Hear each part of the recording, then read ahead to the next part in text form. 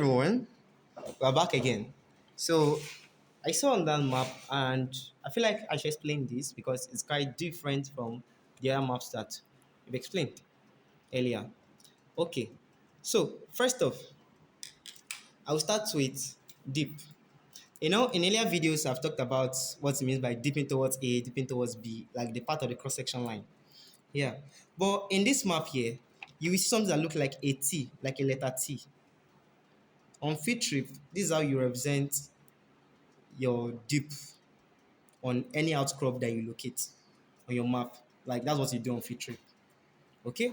So now any direction that this small part, you see that this is not long, it's like a T, but this short part is not long. This place is the strike, the longer part is the strike, and the shorter part is the what? Is the dip.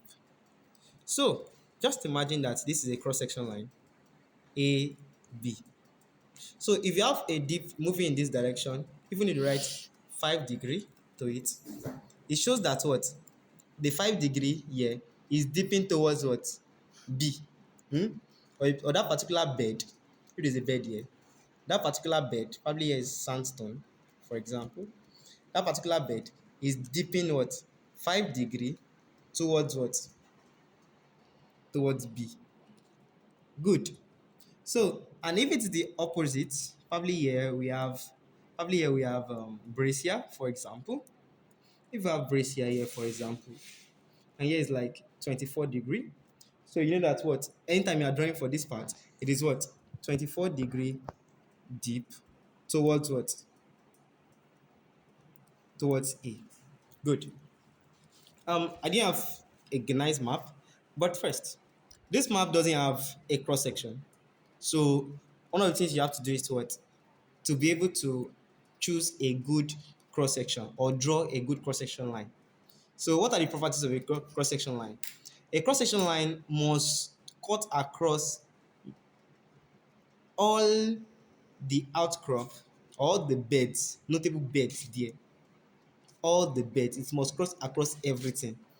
If you choose a cross section that doesn't cut across everything, then it will not give you the real view of everything. So you need something that cuts across that will show you what is really happening. So, and that is why if you pick from year to year, there are some things that you miss. You will not understand that some of them are being embedded. Like this now, you have conglomerate inside this sandstone. And you have conglomerate inside this sandstone. Here, it shows that this was deposited first before this, right?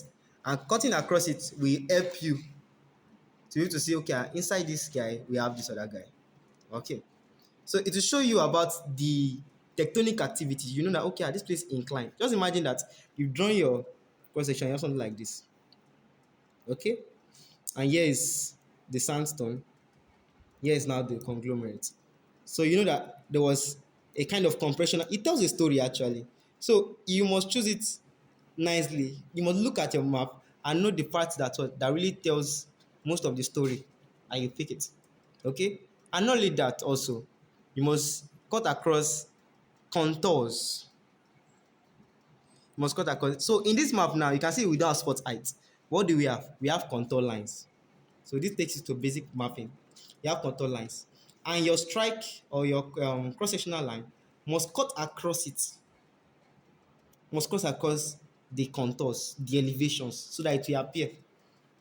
So if you go and choose, just imagine that you have a cross-section line. You have a cross-section line here, and you do something like this.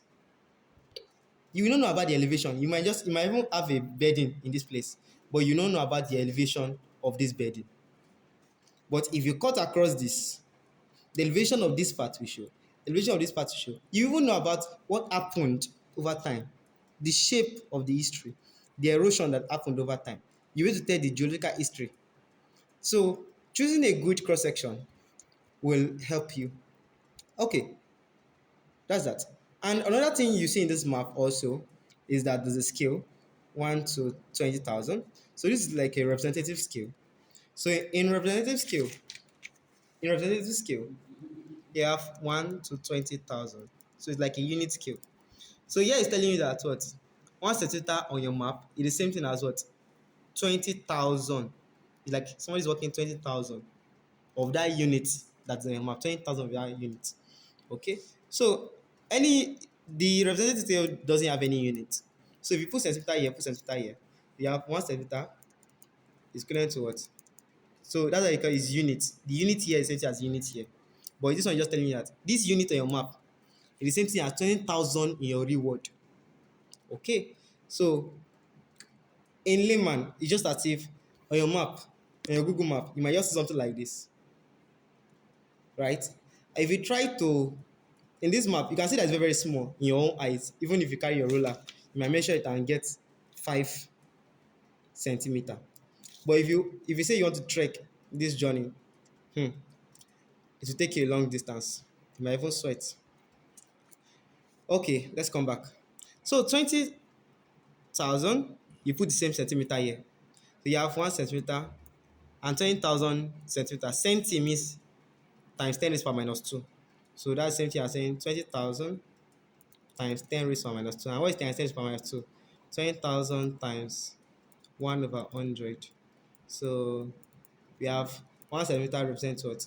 200 what? Meter. Good. You can apply this for your what? For your map. So if you want to do your cross section, you've used your plain sheet of paper for your AB, for example. That's from year to year. The next thing is that what? You mark is your topography, your contours first. I tell you that it's only maps that doesn't have spot height or contours that you don't need to do that. You just do like this, that's all. But those that have, you need to, okay, we said 1 centimeter, so you take your ruler. Let's say here is 1 centimeter. So that's 200, 400, 600, like that. So you look at your map, what is the highest here? 200, we have 400. Okay, so it's a nice map. Good.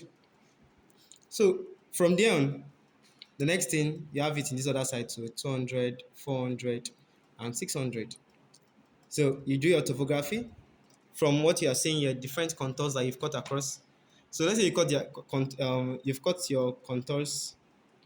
This is just a maybe. I'm not plotting. So when you've done that, those deep that you are seeing. So as I've told you before, in this kind of scenario, let's say you have something like this, and here is shale now, and your line is passing through it, and in this point you have this. So you can see that it's dipping towards what? B. Okay, and probably what they have now picked, you have picked the boundary on this line. Okay, so what are you going to do? Dipping towards B is in which direction? This direction. This is your protector. It will be in what? This direction. It depends on the angle that was shooting here. If here is 30 degree, then here was be what? 30 degree. So good luck on drawing the cross section of your map. Thank you.